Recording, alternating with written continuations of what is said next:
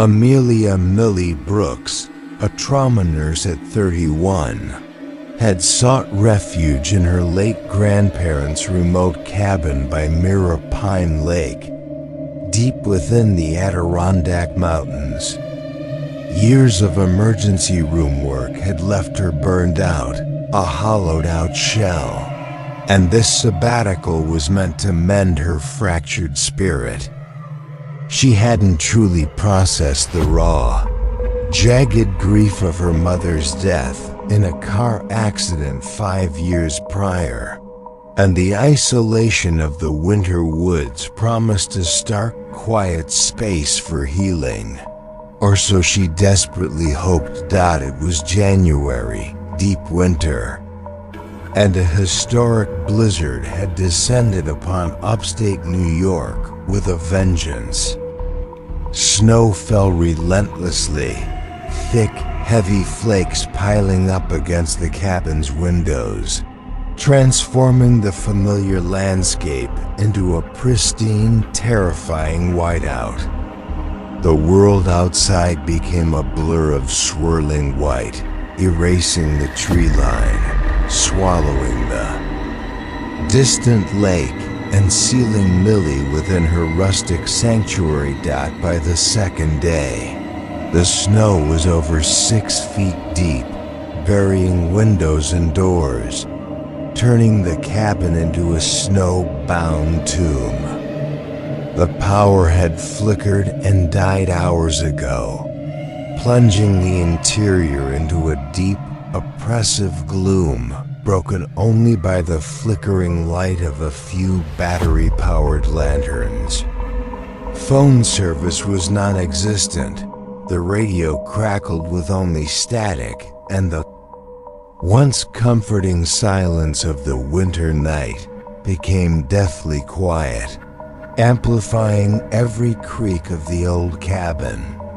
The temperatures outside plummeted to a brutal minus 25 degrees Celsius, minus 13 degrees Fahrenheit, turning the air inside the cabin into a biting chill that seeped into Millie's bones despite the roaring fire in the hearth.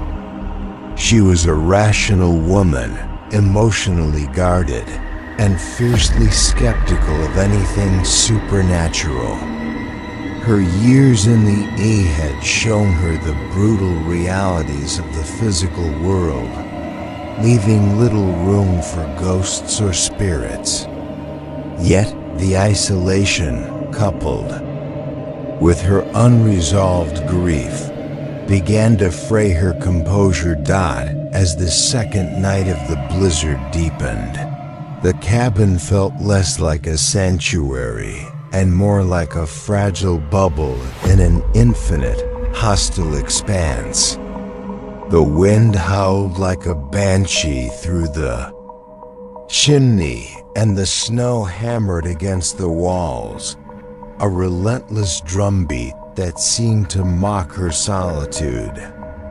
Millie tried to read, to distract herself, but her mind kept returning to the oppressive silence that fell between the gusts, a silence that felt heavy, pregnant with unseen things.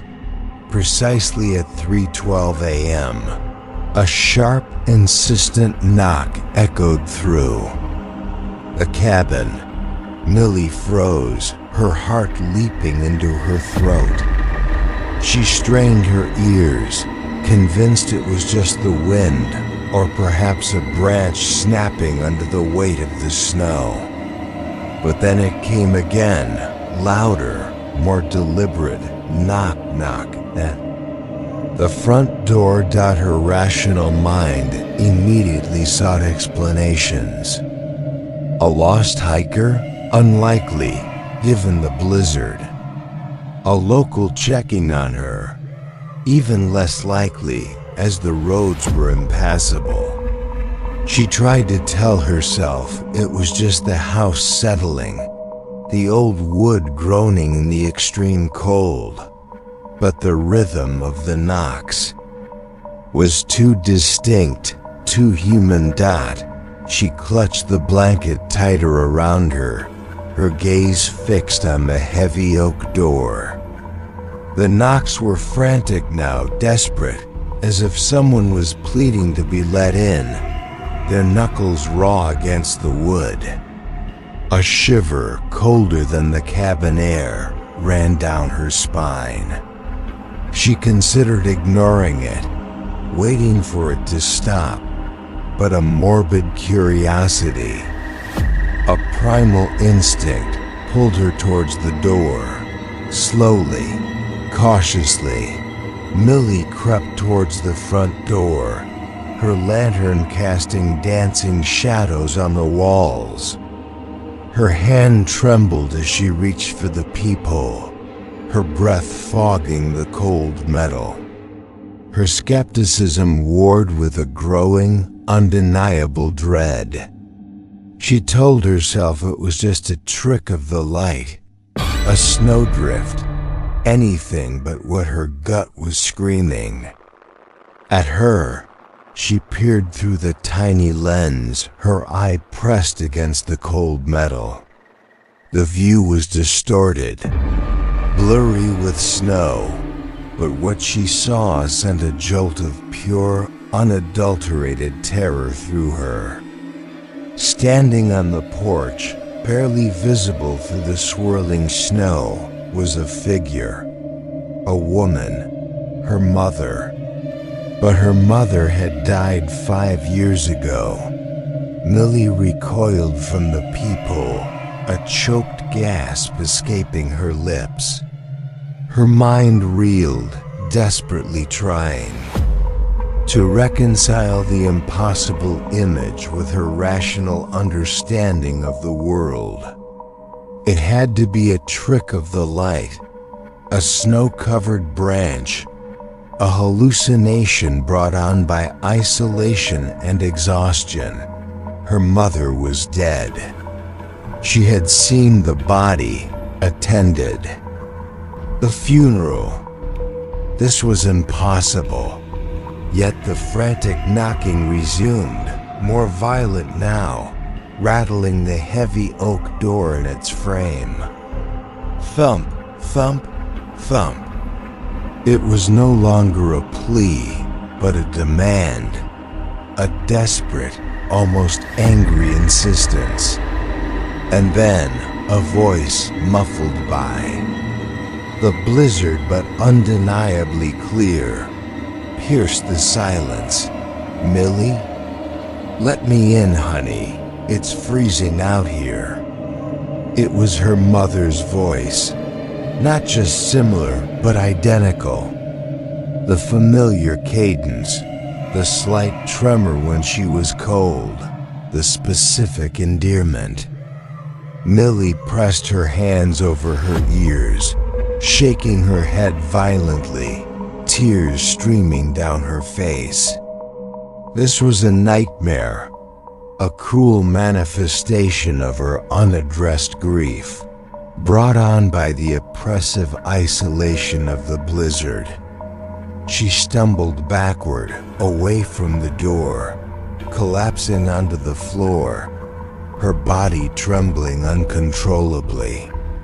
The knocks continued, relentless, punctuated by the chillingly familiar voice, now pleading, now scolding, now sounding utterly heartbroken. Why won't you open the door, Millie? Don't you love me anymore? The words twisted the knife in her raw grief, exploiting her deepest vulnerabilities. Millie spent the rest of the night huddled by the fireplace, the warmth doing little to thaw the ice in her veins.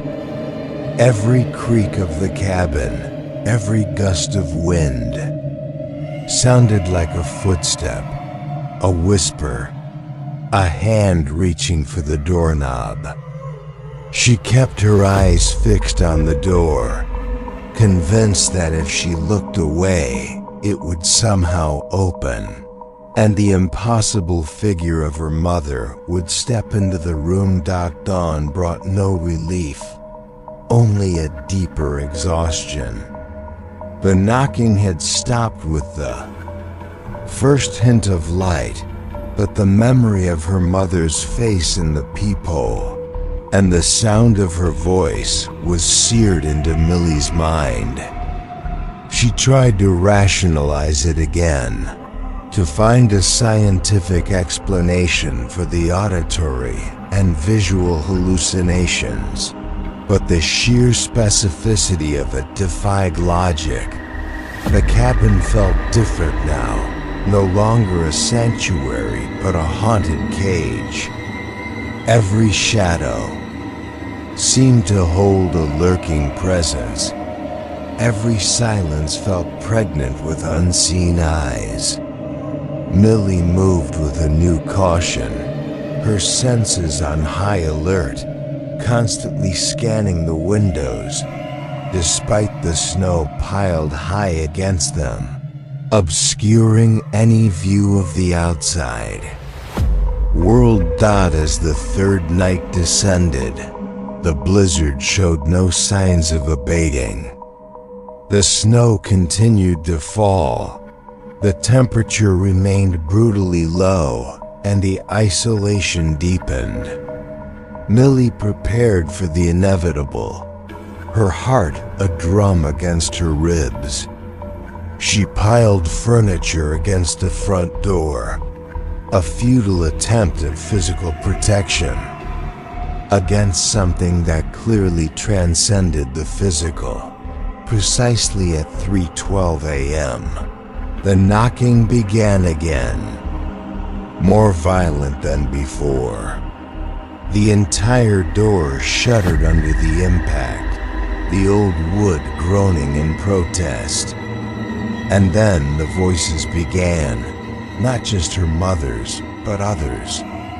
Her late grandmother, her estranged father, even a childhood friend she hadn't thought of in years. All pleading, all begging, all sounding impossibly real. Millie, please, it's Grandma, I'm so cold. Amelia, your father needs you. Let me in, please. The voices twisted her grief, her guilt, her deepest regrets, turning them into weapons against her. Millie screamed, covering her ears, but the sounds penetrated, seeping into her very soul. She knew with a chilling certainty that whatever was outside, it was not human. It was something that fed on her pain, a mimic, a predator of the heart. The third night was a blur of terror and auditory torment. The knocks grew more frantic, the voices more insistent, weaving a tapestry of pleas, accusations, and heart-wrenching lamentations. Millie huddled in a corner, rocking herself, her mind teetering on the brink of collapse.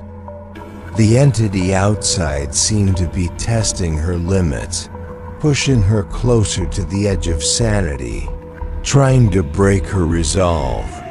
She remembered the local legends Silas Thorne had spoken of in Havenwood, though she'd dismissed them then. Now the whispers of the cold caller from Mirror Pine Lake echoed in her mind. A thing that knocked like a person, spoke like someone you love, and waited for you to answer.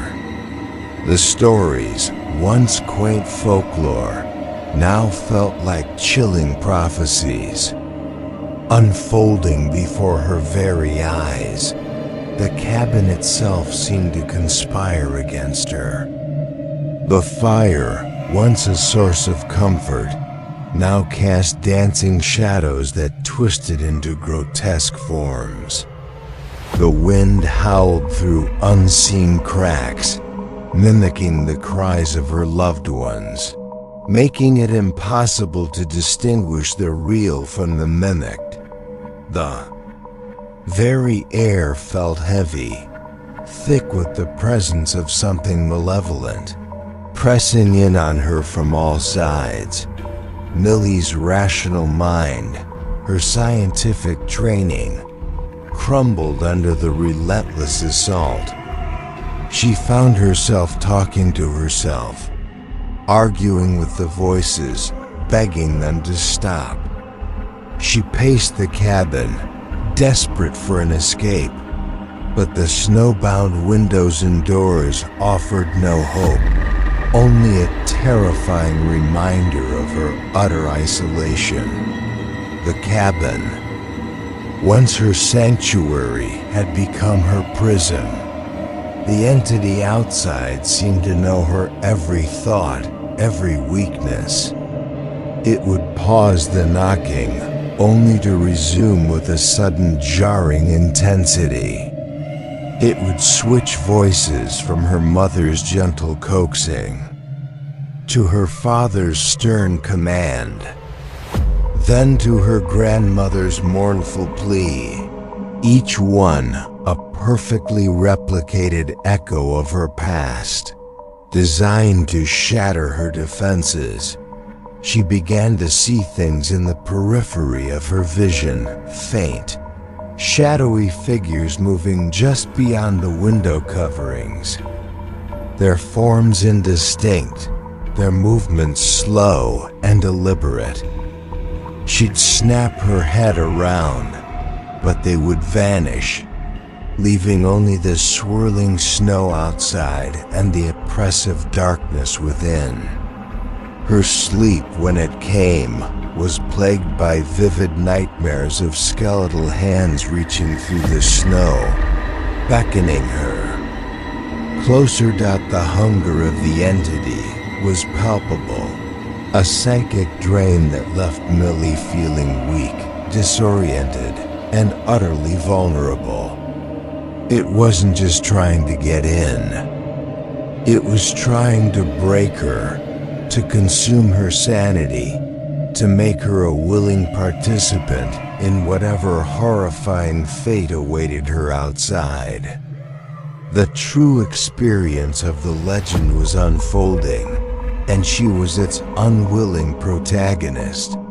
She remembered the true experience of the legend was unfolding, and she was its unwilling protagonist. She remembered the true experience of the Vumrun. Recovered voicemail, the chilling warning, whatever you do, don't look at the window. But the urge to look, to see what truly lurked beyond the snow-covered glass, became an almost unbearable compulsion. She found herself drawn to the windows, her hand hovering over the heavy curtains, her breath hitched in her throat, fighting against the insidious pull dot. As the fourth night approached, the blizzard showed no signs of relenting, and Millie knew with a chilling certainty that she was losing. The cabin was a collective nightmare, a living embodiment of terror, and she, despite her resilience, was being inexorably drawn into its terrifying embrace. The knocks were not just sounds. They were a siren song, luring her deeper into the abyss of shared delusion, a point of no return. The fourth night brought a profound transformation to the cabin. The knocks were no longer just violent. They were thunderous, shaking the very foundations of the old structure. The voices outside were a cacophony, 1,000 loved ones screaming her name, tearing at the fabric of her mind, twisting her deepest fears into grotesque realities. Millie, Her mind fractured, stumbled through the cabin, drawn by an irresistible, terrifying compulsion towards the front door. The air inside was thick, not with cold, but with a swirling, almost visible darkness that seemed to emanate from the walls themselves. The lanterns flickered erratically, casting long dancing shadows that writhed and twisted, mimicking the forms of the pale ones she had heard about in Red Fern State Forest, now manifesting in her own terrifying reality. Millie pushed through the oppressive atmosphere, her own mind a maelstrom of conflicting thoughts and fragmented memories. The voices were a roar now, urging her to join them, to embrace the truth that the blizzard had revealed. She saw fleeting glimpses of shadowy figures in the corners of her vision, their forms indistinct, their movements slow and deliberate, merging with the very shadows around them, their faces contorted by a shared, horrifying ecstasy. As she reached the front door, the knocking ceased abruptly. The voices too fell silent. An unnerving stillness descended upon the cabin, more terrifying than the cacophony that preceded it. Millie's hand trembled as she reached for the peephole, the chilling warning from the voicemail echoing in her mind. Whatever you do, don't look at the window. But the silence was a vacuum, pulling her in. She pressed her eye to the peephole.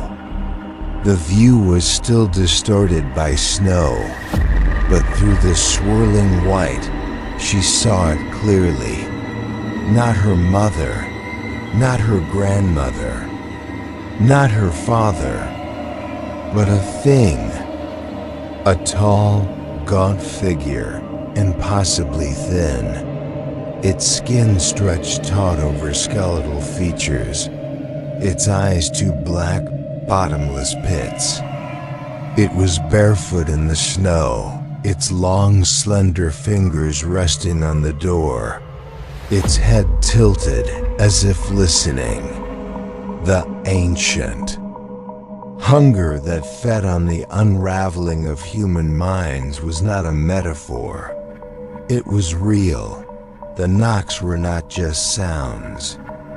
They were an awakening, a psychic pulse that stirred the long dead. Parasitic entities buried beneath Mirror Pine Lake, the true cold callers. Entities that fed on the sanity of the living, drawing them into a collective delusion that made them willing participants in their own demise. Their minds consumed as the full moon, now visible through a sudden break in the clouds, cast long, grotesque shadows. The figure at the door slowly, deliberately raised its other hand. It was holding something. A small, old-fashioned voice recorder. And from it, a familiar voice, her own voice, clear and terrified, began to play. Whatever you do, don't look at the window. The realization was a punch to the gut. The voicemail. It wasn't a warning from her. It was a warning to her. A recording of her own future, a loop of terror. The entity had been playing with her, using her own fear, her own words, against her. The grief, the trauma, the fear, it all began to recede, replaced by a strange, compelling calm, a horrifying acceptance. She screamed. a sound that was swallowed by the sudden deafening silence. She stumbled backward, away from the peephole, away from the horrifying truth of Mirror Pine Lake. But as she fled, a new chilling sensation crept over her. The voices in her mind were gone, replaced by a single deep, resonant hum, echoing not from the blizzard, but from within her own skull. Millie ran, not towards escape, but deeper into the cabin, her steps no longer frantic, but strangely deliberate. The walls no longer seemed to protect her. They welcomed her, their old timbers groaning in a new, comforting rhythm. She was free of the madness, but she was not alone. The cold caller had found a new host.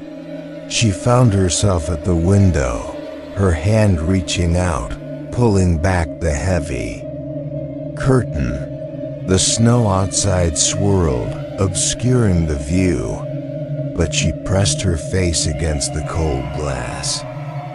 She reached out, her hand touching the frosted pane, and felt a profound connection, a sense of belonging she had never known. The hum inside her skull resonated with the blizzard's ancient pulse. She was no longer Amelia Brooks, the haunted trauma nurse. She was a part of the storm now, another set of eyes, another pair of ears, another voice in the endless whispering chorus, waiting for the next lost soul to wander into Mirror Pine Lake.